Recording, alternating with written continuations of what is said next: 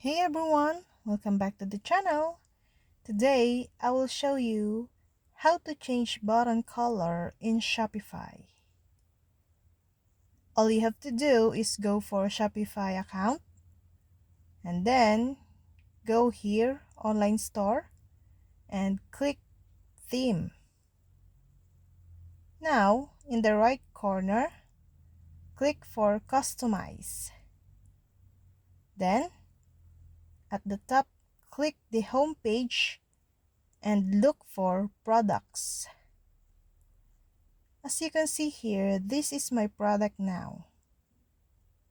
Go for left side, select theme settings. Then, click color. This side, you can see many different colors. You can select accent gradient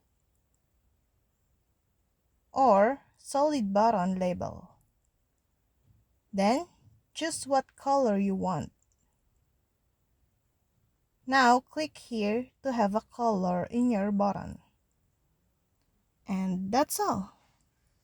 For more videos, subscribe to our YouTube channel. Thank you for watching. See you again.